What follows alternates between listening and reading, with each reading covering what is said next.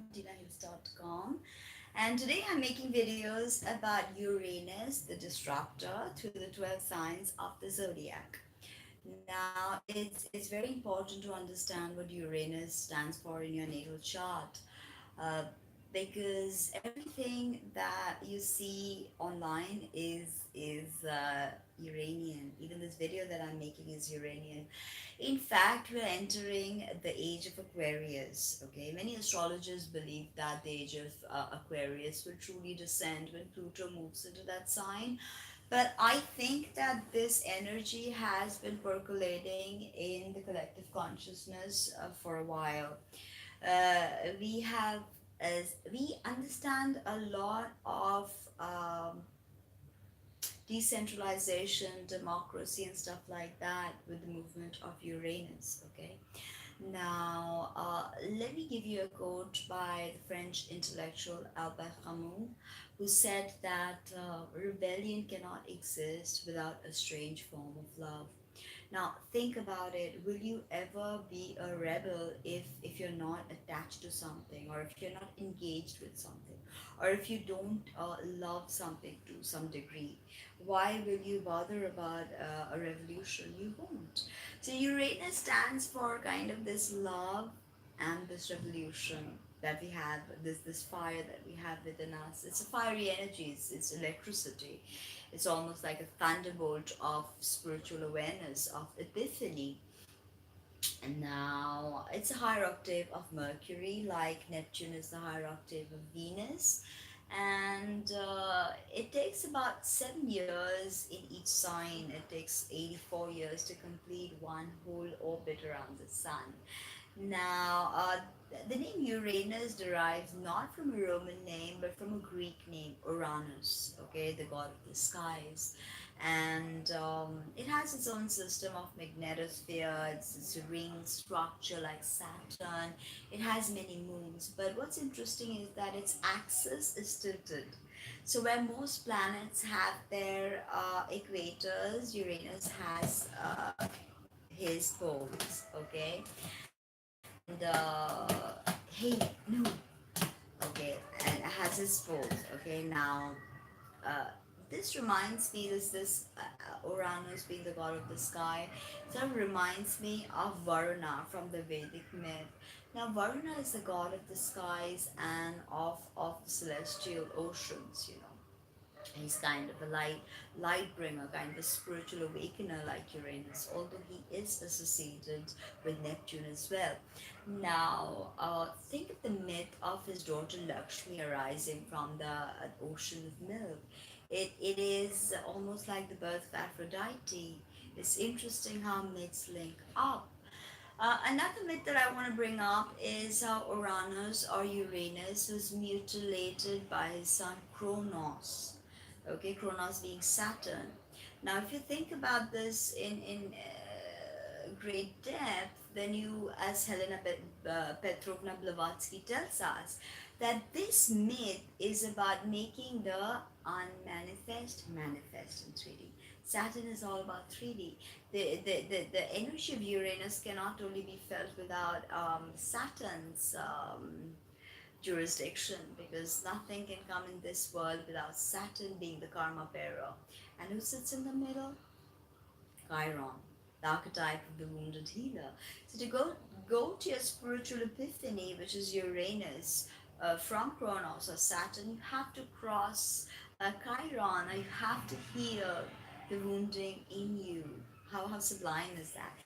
Now, this is probably my most favorite video of this whole series, because this is about Uranus and Aquarius, right? It's Age of Aquarius that I spoke about.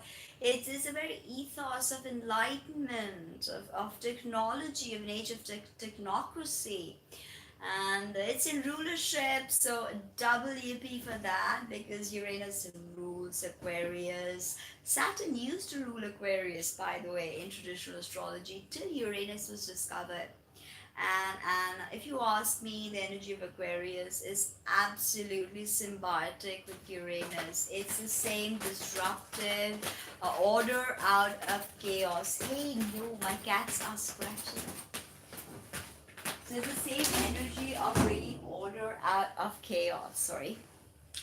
So Uranus and Aquarius made for each other, synergistic, and uh, they can interplay their energies to perfection. I mean, this is what happens when you have a planet in rulership. Unless it's of course got hard aspects or anything. Another thing is that Uranus is actually a transpersonal planet. It studies more long cycles in the collective, okay? But if Uranus is your ascendant lord or your moon lord, or is in conjunction to your ascendant degree, then it becomes a personal planet for you. And to understand the energies of Uranus and Aquarius, you need to not only realize that there is something called thinking out of the box, but you gotta be like, okay, there is no box. So everything, it's just open to scrutiny, to study, to research, to innovation, to change.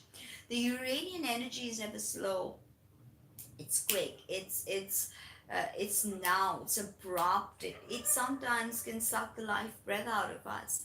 But whatever Uranus does is for our greater good, for our own spiritual awakening. Now, uh, if you look at the energies of Uranus and Aquarius, these two cards they exemplify these energies.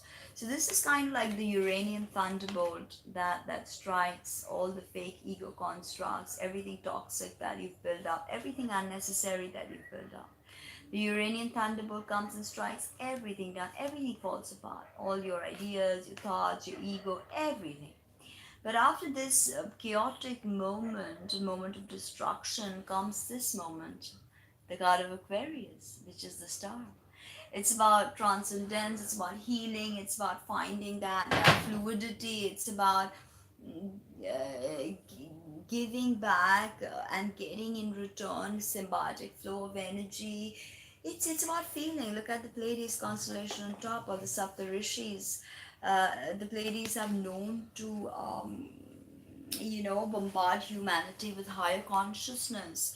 So again, there is a huge connection to the Pleiades with Aquarius and Uranus. So definitely to meditate on, if you have Uranus and Aquarius, these two cards like this, and you can even work with it, see, journal with it, because this is of course an easy placement, but everything is not always easy. So let's understand what Uranus rules.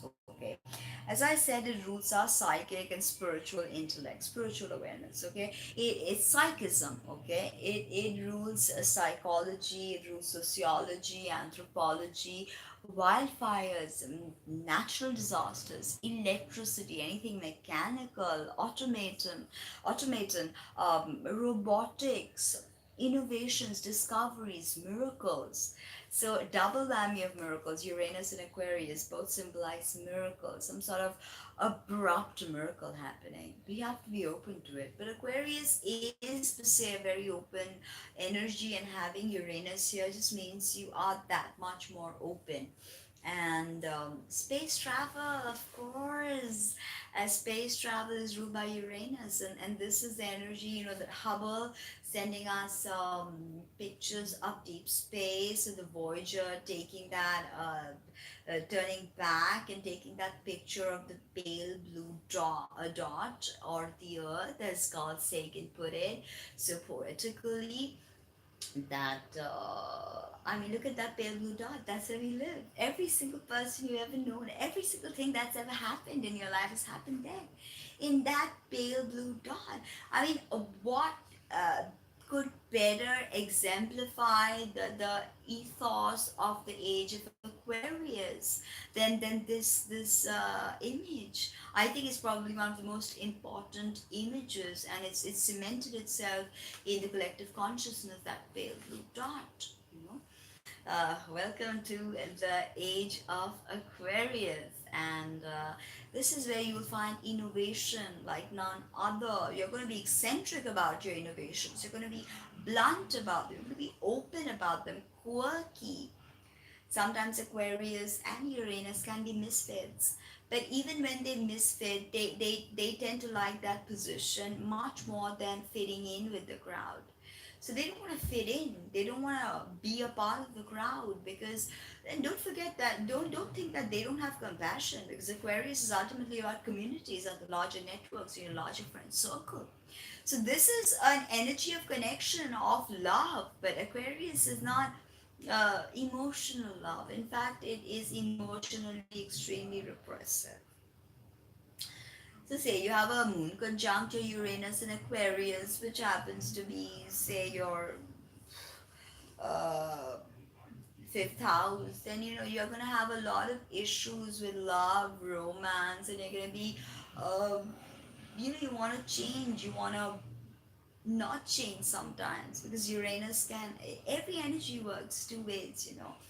So in rulership, get into, you may think of interesting things, like space exploration, or even figuring out apps, softwares. Being not an astronomer, there are a lot of people like that who watch the sky, and they come up with new discoveries, and a lot of them will have their Uranus in Aquarius, if you ask me, because they're up there looking at the sky. Astrology is ruled by Uranus. Don't forget that, sign of Aquarius. So yeah, if this is like your 10th house and you have Uranus in Aquarius, then you're going to be a boss astrologer. No doubt about that. You're going to uh, know what to do. But with everything, find balance. Aquarius can be cold, detached, megalomaniacal, eccentric, that Uranian thunderbolt, because Aquarius really has no grounding. The two waves, the sine and the cosine waves of electricity that vivifies life into existence. I mean, that is Uranus in Aquarius. So you know the gig. Uh, like, comment, subscribe, share means the world to me. And please visit my website www.inahis.com.